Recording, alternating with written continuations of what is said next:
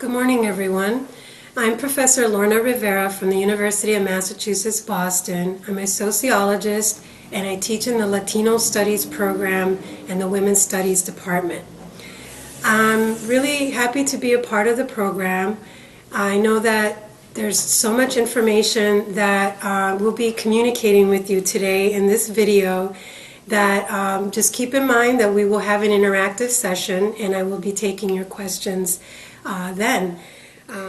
By the way, throughout the discussion, I hope you can apply and relate these ideas to your own experiences and to those with the people with whom you work. In this video, I'm going to just give an overview of the different theories about what happens when an immigrant comes to a new society. Most of this research is based from the sociologists that have been doing interviews with immigrants in the United States. And so I wanted to begin with some statistics as well that you've been learning about, that if current trends continue in the United States, in 50 years, the average American will trace her ancestry to Africa, Asia, South America, the Pacific Islands, the Middle East, to almost anywhere but white Europe.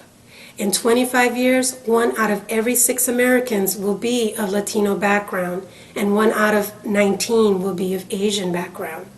Already, Latinos make up the second largest group in our public schools, and in about 20 years, 1 in 4 children in the United States public schools will be of Latino descent. So, this matters for us as educators. It's important to understand the immigrant experience so that we can help our students.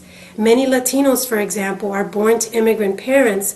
They're exposed to American culture, but raised by parents with different childhood experiences. And this often results in conflicting views and expectations about their futures. So youth face the challenges of defining themselves, their values, within the context of two cultures. So next, I'm going to talk a little bit about some of the classical theories that explain what happens when immigrants join a new society. So in terms of thinking about the question of what factors affect the inclusion of immigrants, there's several factors. One is whether people entered the United States society voluntarily or involuntarily. For example, people who are enslaved or conquered are less willing to become members of the society responsible for those acts. Another important factor is the racial identification of the group. White resistance to the inclusion of different groups is greater against those who are defined as non-white. And this is something that I hope we could discuss later in the interactive session, where this question of what is the difference between the immigrants today and the immigrants in the 1820s and the period of highest immigration, because this an issue of being defined as non-white really matters. Also, another factor that affects whether we welcome immigrants into our society is the size of the group.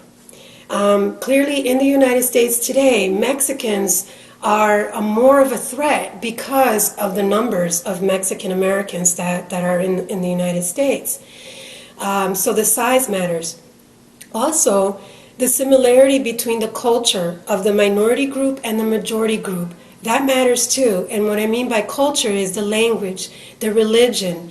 These are important issues that if there's major differences, they're least likely to be accepted into the dominant society. And most importantly, what affects the inclusion of immigrants into our society is the timing of the group's entry. Clearly, during strong economies, immigrants are needed for work. But the longer a group has been in the country, the more likely they are to gain acceptance. But in times of economic crises, such as we are experiencing in the United States today, this is why we have so much anti-immigrant sentiment, because there's an idea that they're threatening our economy. They're maybe taking our jobs.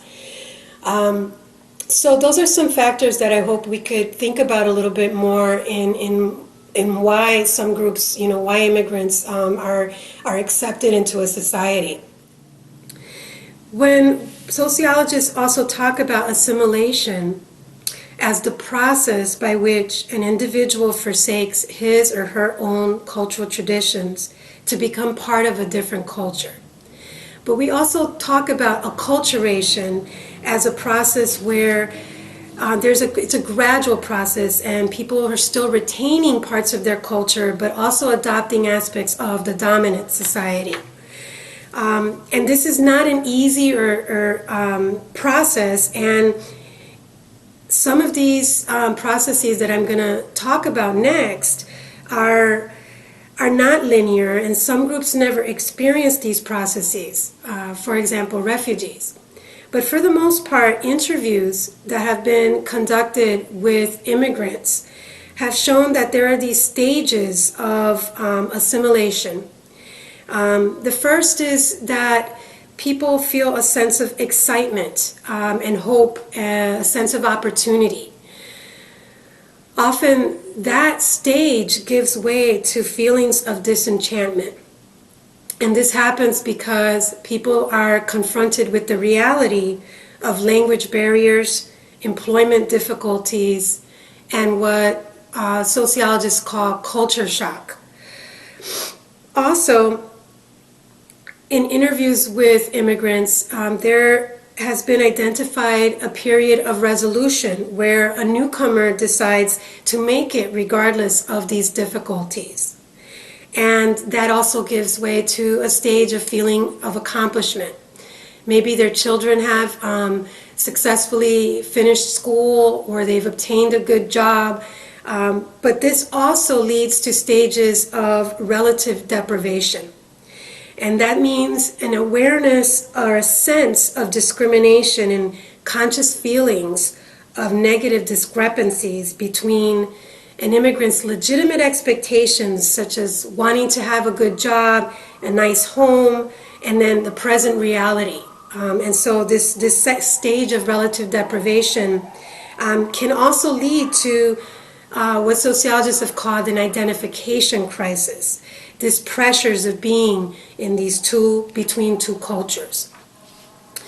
Also, much research has shown that immigrants also come to a new identity, a new sense of identity, whether it's either marginal acceptance of role between foreigner and citizen, or reaffirmation of national origin and new citizenship. And again, these stages that I've just explained don't apply to all groups. For example, sociologist Hansen talked about the principle of the third generation, and how the third generation interest was an exception to these kinds of theories. He studied grandchildren of white ethnic groups and found that ethnic interest and awareness increases in the third generation. In other words, ethnicity was more important to members of the third generation than it was to the immigrants themselves. This research has also been conducted more recently by Professor Mary Waters at Harvard's Sociology Department in her book Ethnic Options, where she examines symbolic ethnicity among whites. So, assimilation will take longer if the differences are large between the majority and the minority group, if the arrival occurs in a relatively short period of time. It will take longer if minority groups, residents are concentrated rather than dispersed. And we know that many immigrants will settle into what are called ethnic enclaves and live in neighborhoods where their social networks support each other. We know that assimilation and acculturation takes longer depending on the recentness of the arrival, and most importantly, the accessibility of the homeland. And these are major differences, again, in present-day immigration patterns to the United States than in the past, when accessibility of the homeland was not as accessible as it is today. So what matters then is the relative size, the power, and the appearance and discrimination. One has a lower sense of ethnic identity if there are smaller numbers, if there are differences from the national or the dominant society. And again, experiences of discrimination really matter. So I would like to talk more with you interactively about how these ideas apply to your own work and how they challenge or reinforce your thinking so far. In the next video, we'll talk about the question, are we living in a post-racial society? And we'll go over sociologist Eduardo Bonilla Silva's work on colorblind racism and talk a little bit about some of the research that's been conducted about language oppression in the United States.